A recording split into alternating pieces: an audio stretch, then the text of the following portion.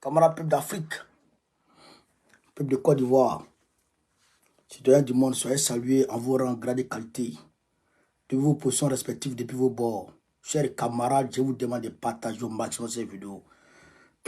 Dramane Ouattara est pris, il est pris en étau. Où il est là, hein? Il est pris en étau. La marche que nous avons faite la dernière fois, le 13 là, la marche du 13 a commencé à donner ses fruits. Je vous dis, la marche du 13 a commencé à déjà à donner ses fruits. C'est pourquoi Gbagbo Laurent, quand il dit les marches, ça marche toujours. Il faut croire. Notre marche là, ça a traumatisé Macron. Macron allait demander à Dramane Ouattara, il n'a qu'à dire où il a mis son argent. Chers camarades peu d'Afrique, Macron demande à Dramane Ouattara de dire où il a mis l'argent que lui, Macron a donné, que la France a donné à Dramane Ouattara. Depuis 2012, à Libye, Macron demande à Dramane Ouattara de faire le bilan. Et chers camarades, Yoroman, c'est comme une boutique que tu gères. Depuis 10 ans, tu gères la boutique. On ne te demande pas compte. Et puis un matin, on dit, on va vérifier compte. Mais sueur sort de tes oreilles. Sueur coule comme ça. Frère, tu l'as climatisé, mais sueur coule sur toi. C'est là qui est arrivé sur Dramane Ouattara et puis Macron. Regardez ici, chers camarades. C'est le journal Le Temps, notre journal Le Temps, qui a publié ça. Vous pouvez aller voir dans son édition d'aujourd'hui, du 16 avril. Dans son édition du 16 avril, mardi 16 avril 2024. Allez voir, chers camarades peu d'Afrique. Qu'est-ce que le journal dit? Écoutez ici, chers camarades. On dit ici, projet C2D. C2D, ça veut dire contrat de désendettement et de développement. Contrat de désendettement et de développement. Ça, on appelle C2D. La France exige des audits. La France exige des audits en Côte d'Ivoire. Macron demande à Dramane de faire audit. C'est Dramane Ouattara qui demandait à ses ministres de faire des audits. Non. Maintenant, Macron lui demande de faire audit dans sa gestion. Vous voyez ça? Je suis sur le site du ministère de l'Europe et des Affaires étrangères. Je suis sur le site du ministère de l'Europe et des Affaires étrangères. Écoutez ici, j'ai comment faire. Signature du 3e contrat de décentralisation et de développement C2D, un grand pas en avant pour la coopération entre la France et la Côte d'Ivoire. 4 novembre 2021, c'était le 2e contrat. Le 3e contrat, c'était le 3e contrat de désendettement. Vous comprenez? La France a signé un 3e contrat de désendettement et de développement avec la République de Côte d'Ivoire ce mercredi 27 octobre 2021. Le mécanisme, écoutez, si c'est le mécanisme de C2D, co-géré par le ministère de l'Europe et des Affaires étrangères et le ministère de l'Économie, des Finances et de la relance, permet à convertir la dette des pays pauvres très endettés en programme de développement dont la mise en œuvre et le suivi sont confiés à l'Agence France de développement. Est-ce que vous avez compris ça? Est-ce que vous avez compris ça? C'est-à-dire que le ministère de l'Europe et des Affaires étrangères, plus la France, c'est que l'Europe et puis la France sont mis ensemble et ils ont donné ils ont effacé une partie de la dette de la Côte d'Ivoire. Une partie de la dette que la Côte d'Ivoire leur devait. Ils ont effacé une partie. Ils ont effacé 3 fois. Ils ont effacé en 2012. Ils ont effacé... Non, je vais révéler. Ils ont effacé en 2021. Et ils ont effacé encore pour 2020 jusqu'en 2025. Là. Vous comprenez ça?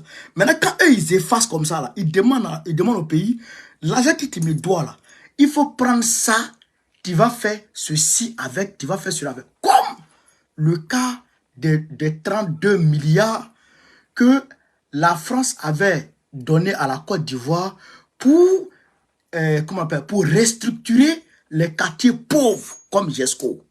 Vous avez entendu parler du problème des 34 milliards là. C'est l'agence française de développement qui a donné cet argent-là, à la Côte d'Ivoire, afin que la Côte d'Ivoire puisse restructurer ses quartiers pauvres. Donc aujourd'hui, Macron se lève et il demande à Grand Ouattara où est l'argent. On va continuer, vous allez comprendre de quoi il s'agit. En Côte d'Ivoire, le C2D constitue depuis 2012. 2012, rappelez-vous, c'est en 2012 que la Côte d'Ivoire a eu accès au statut PPTE, pays pauvre et très endetté. Vous avez compris? C'est en 2012 que la Côte d'Ivoire a eu PPTE. Donc c'est par rapport à PPTE là que la France a parlé. Donc on écoute ici. Date du premier C2D, un instrument phare de la coopération franco-ivoirienne. Ce troisième contrat mobilisera des ressources d'un montant de 1,144 milliards d'euros, soit 751 milliards. 751 milliards de francs CFA sur la période de 2021-2025. Ce montant s'ajoute au financement de 1,755 milliards d'euros.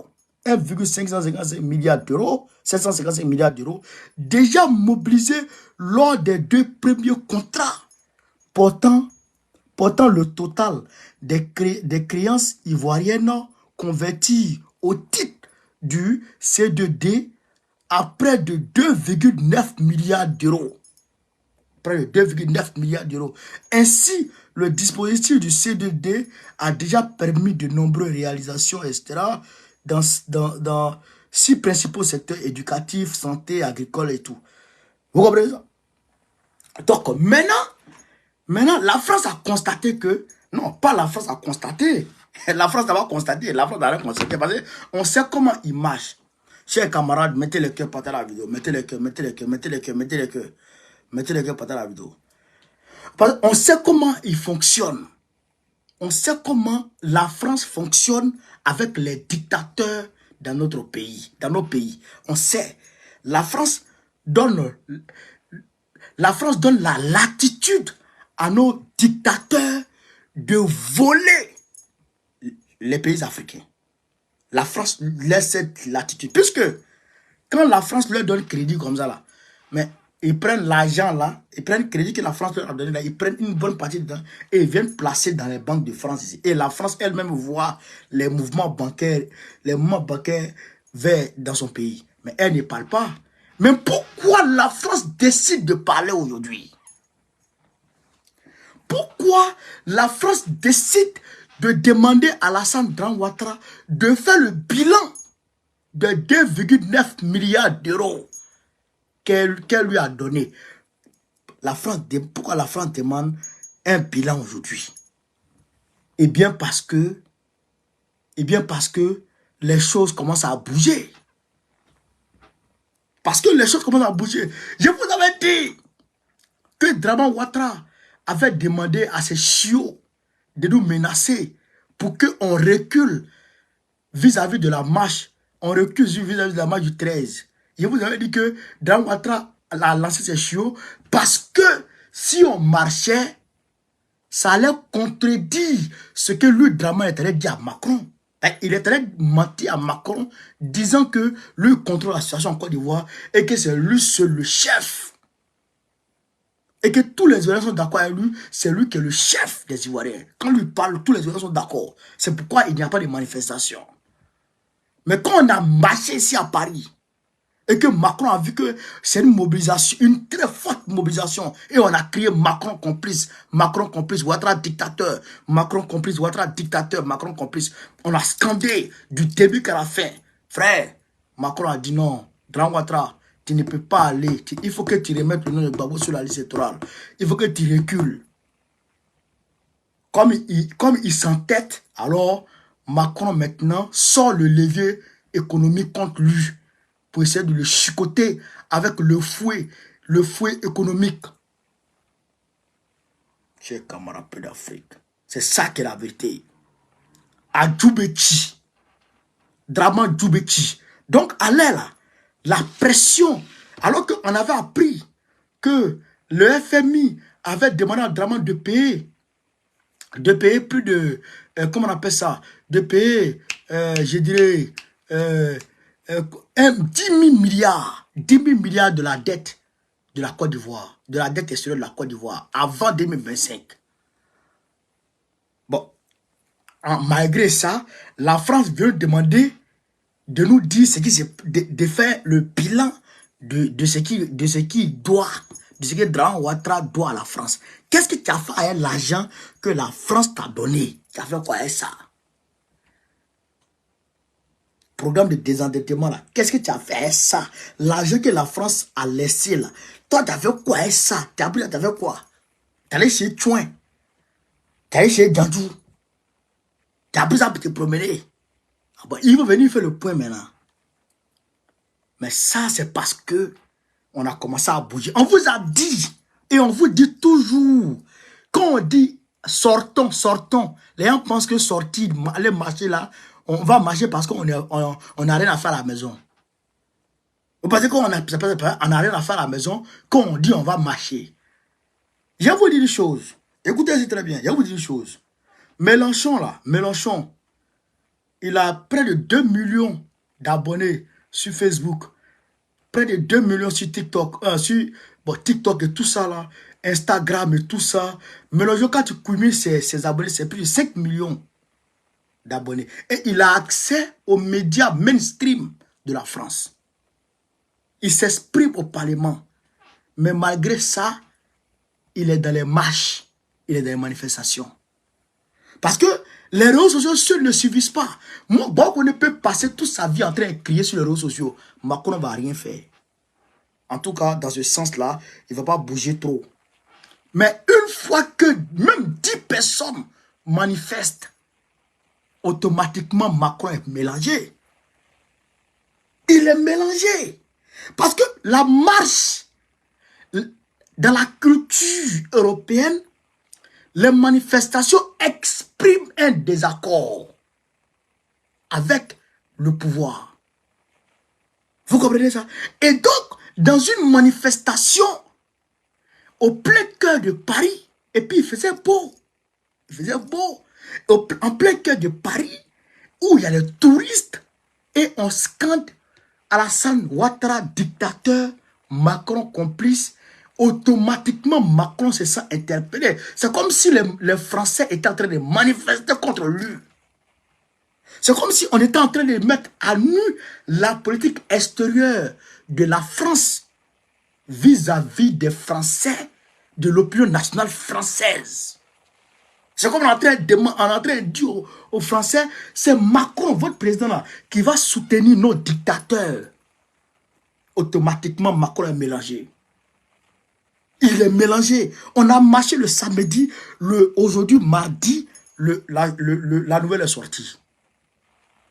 Ça ne tarde pas. Si on a marché, je vous dis, si on a marché 5 fois, d'ailleurs même, on est en train de se préparer, on est en train de préparer une grosse marche en juin ou juillet. Parce que là, le 11 mai, on s'en va à Lyon. Retenez ça.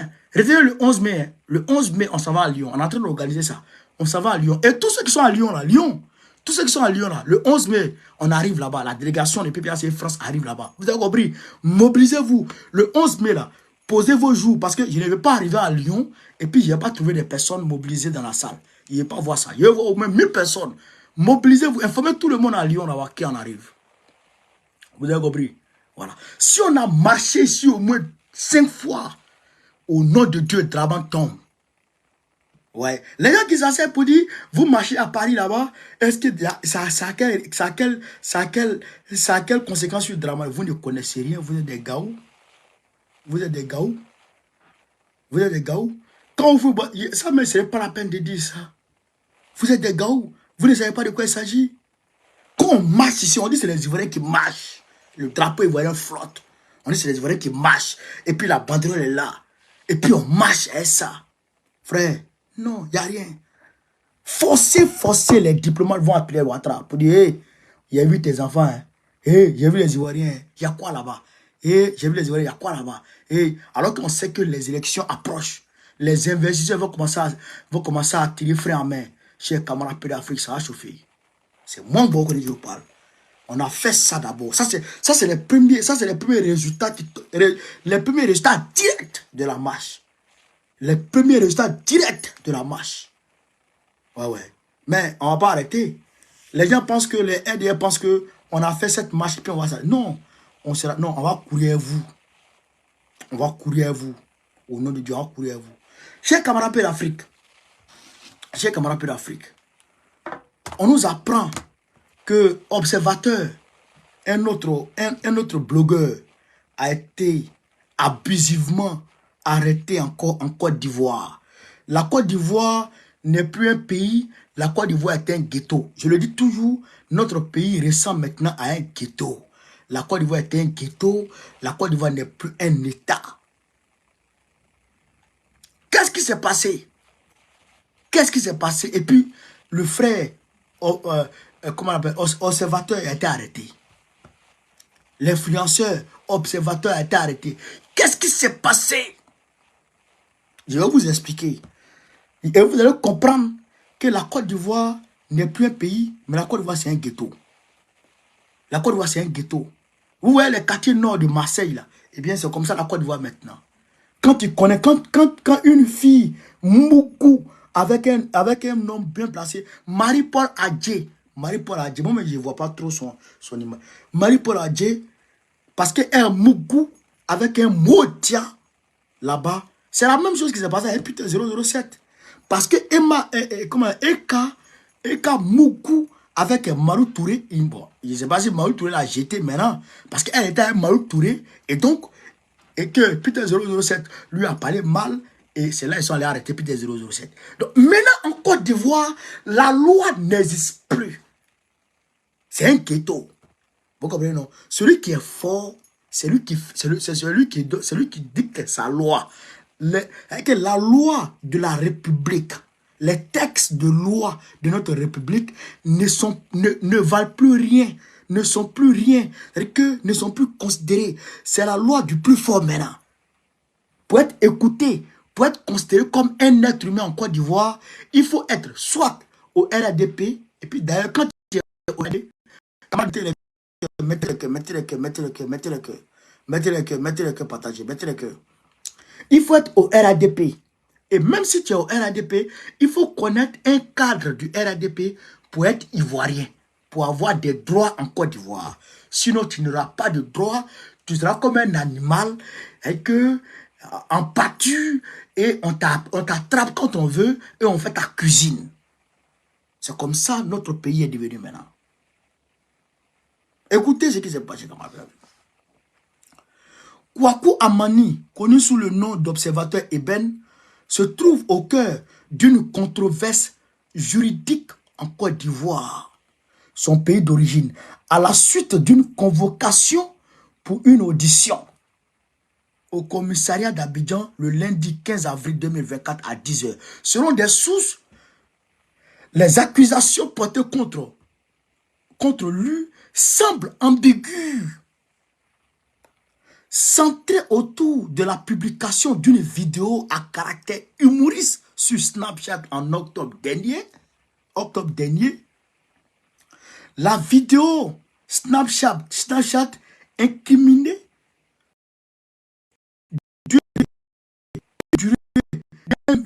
d'une seconde est une réponse à la question d'un abonné dans laquelle Observateur Eben qualifie de connasse une certaine Marie-Paul Adjé, une personnalité de télévision ivoirienne réputée proche du pouvoir.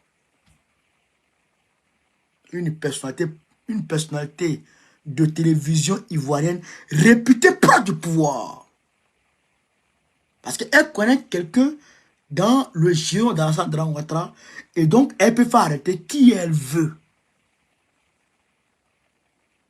Elle peut faire arrêter qui elle veut. Marie-Paul Adjé, je vous dis, aujourd'hui, vous partez Mougou avec les gens du pouvoir. Vous comprenez? Vous partez Mougou avec les gens. Mais le pouvoir, il va passer. Le pouvoir, là, il est éphémère, il va passer. Vous et puis nous là, on va se regarder, puis on va se voir. Vous et puis nous, on va se voir. Mais parce que il a dit, il a traité de connasse. Donc, quand on dit connasse, on va en prison maintenant. Bon, Bari Paul a dit, moi il te dit pétasse, connasse, non.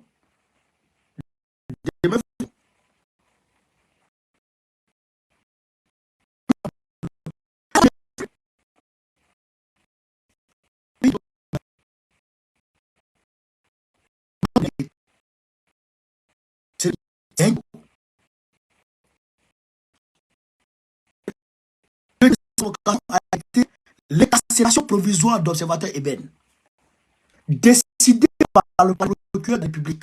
Cette décision qualifiée d'injuste, abusive et attentatoire à la liberté individuelle par son avocat repose sur une procédure qui semble violer les principes légaux en vigueur dans le pays. Depuis ce lundi, il est incarcéré à la maison d'arrêt et de correction d'Abidjan. Un article d'Amnesty International datant de mars 2021 met en évidence les conditions de détention alarmantes dans cette prison en Côte d'Ivoire. En janvier 2020, la MACA était... Vous comprenez ça? Je vous ai demain quoi? Je vous ai demain les cœurs sur Facebook. Si vous ne voulez pas mettre les cœurs, on va couper la vidéo là. Vous comprenez ce qui se passe? Vous comprenez ce qui se passe? C'est dangereux. C'est-à-dire que on dit on va venir t'auditionner parce qu'il a dit connasse, elle est partie porter plainte et on le prend, on le met en prison. Vous êtes tous des barbiers. Y compris Mali Poradje, tu es une barbier. Il bat du bro. Faut pas te plaindre contre moi, mais. Faut pas te plaindre contre moi. Nous, on vient à Abidjan. On va prendre le pouvoir d'abord. Et puis moi, elle vient à Abidjan. Et puis il va voir qui va porter plainte contre moi. Il y a ça. Il voit ça. Il voit ça. Oh, donc, en Côte d'Ivoire, dès qu'on porte plainte, on va t'attraper demain en prison. Dès qu'on porte plainte, on va t'attraper demain en prison. Moi, j'ai porté plainte ici contre les maudits qui m'ont menacé. J'ai porté plainte contre les maudits qui m'ont menacé. Mais est-ce que la France est partie les prendre directement pour les mettre en prison? Non, c'est pas comme ça. On leur envoie d'ailleurs, on leur envoie des convocations. Ils viennent se présenter. Il y a 2 qui sont présentés au commissariat. On ne les a pas arrêtés directement. Ah non, merci pour les cadeaux. On ne les a pas arrêtés directement. Les 2 qui sont venus se présenter au commissariat, on ne les a pas arrêtés directement. On leur a fait des mises en garde. Et on les a mis face à leur responsabilité. Si jamais quelque chose m'arrive, c'est eux. Vous comprenez ça? Mais peut-être qu'on va répartir. Parce que moi, il a attaqué jusqu'au tribunal. Jusqu'au tribunal. Donc, la convocation, la procédure sur son cours. On va aller s'asseoir. Et on va parler. Est-ce que vous comprenez ça? Est-ce que vous comprenez ça? C'est comme ça que ça se passe. Mais on ne va pas. Tu appelles le gars, il va venir s'expliquer. Dès qu'il arrive, tu le prends, tu le mets en prison. Il a fait quoi? Il a tué quelqu'un? Il a volé l'argent de quelqu'un? Ceux qui ont volé l'argent de la Côte d'Ivoire sont là. Ils sont là, ils se promènent tranquillement. Et Emma Loès, Touré a porté plainte contre Emma Loès. Est-ce que Emma Loès est partie en prison? Non. Parce que Emma Loès beaucoup avec eux. Parce que Emma Loès beaucoup avec les gens de pouvoir. C'est pourquoi elle n'est pas partie en prison. Et l'affaire est restée sans suite. C'est comme ça. Eka a pleuré devant son gars, Marou Touré. Il a actionné Apollo. Et Apollo a parti prendre le gars pour le mettre en prison. Et ils l'ont torturé. C'est quel pays ça? C'est quel pays ça?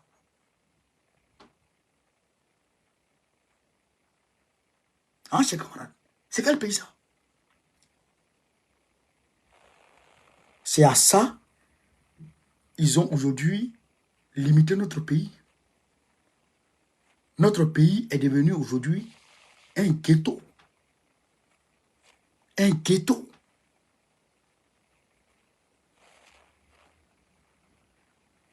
Je ne suis pas d'accord. Je ne suis pas d'accord. Chers camarades peu d'Afrique, on va continuer sur TikTok. On va continuer sur TikTok. Oxymore, on va continuer sur TikTok tout à l'heure. Il faut qu'on décote ces affaires. Facebook, venez me trouver sur TikTok. Suleiman Baro connaît. Tapez sur TikTok. Suleiman Baro connaît. Je suis en direct. On coupe sur Facebook. On va venir sur TikTok. Vive l'Afrique libre. Vive le panafricanisme. Vive tous les présidents panafricains. Babo président Kodouan 2005, Inch'Allah. On est ensemble, les gars. Merci.